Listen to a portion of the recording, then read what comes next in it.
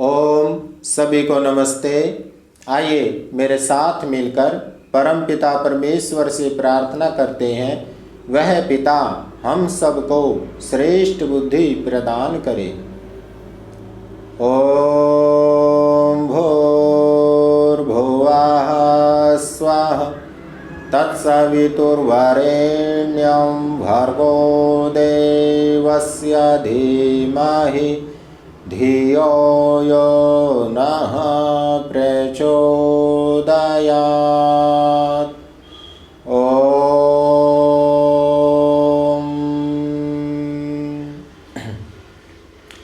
आइए एक विचार करते हैं।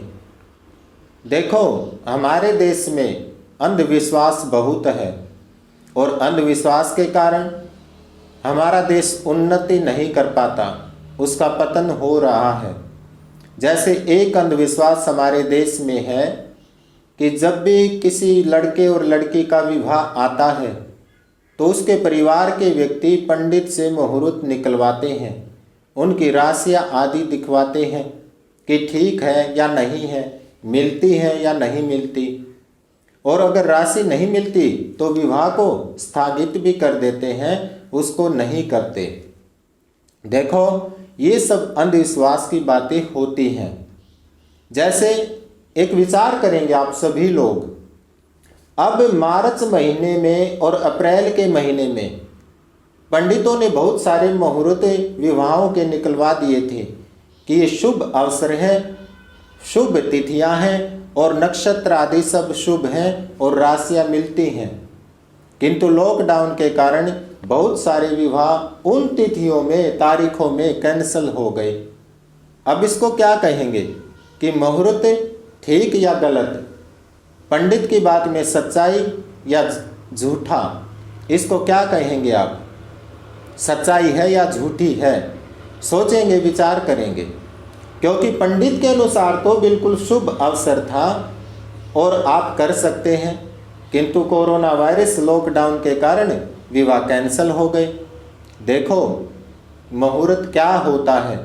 मुहूर्त होता है कि जो लड़का और लड़की विवाह के योग्य हो गए, अब उनके गुण कर्म स्वभाव मिलाएं और गुण कर्म स्वभाव मिलाकर उनका कभी भी आप विवाह कर सकते हैं। किंतु आप लड़के और लड़की के गुण कर्म स्वभाव नहीं मिलाते और केवल नक्षत्र आदि, आप तिथियां आदि और राशि आदि आप उनकी देखते हैं, तो ऐसे विवाह ज़्यादातर असफल होते हैं, निष्फल होते हैं। जैसे मैं कुछ उदाहरण आपको बताता हूँ।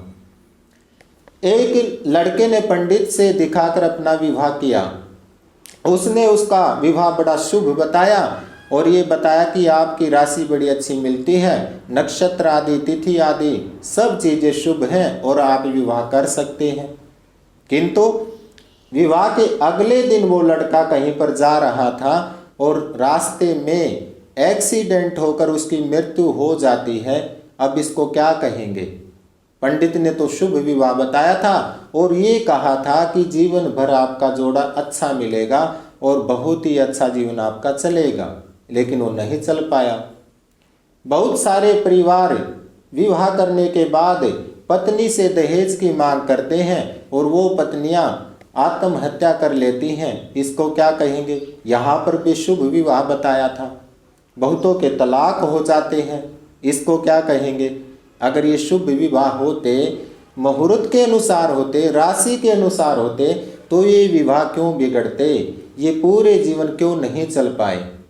देखो, इसमें केवल अंधविश्वास है।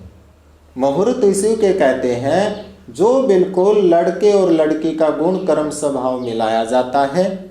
उसके मिलाने के बाद मौसम आदि को देखें, कहीं बरसात का मौसम तो नहीं है, दोनों परिवारों की सहमति देखें कि दोनों परिवारों की सहमति है और लड़का लड़की दोनों गुण कर्म स्वभाव में मिलते हैं, आप उनका विवाह कभी भी कर सकते हैं।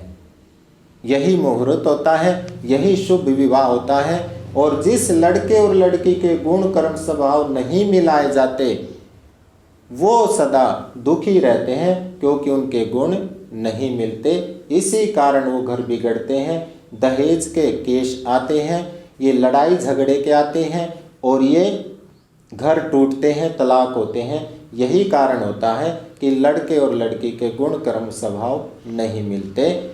इसलिए अंधविश्वास की बातों पर विश्वास ना करें, शास्त्र के अनुकूल ही माने, वेदों के अनुकूल माने। और वेद यही कहता है कि दोनों के गुण कर्म स्वभाव मिलाकर कभी भी विवाह करें, उसमें कोई भी बिगाड़ नहीं होगा। इन्हीं शब्दों के साथ अपनी वाणी को विराम देता हूँ। ओम शम।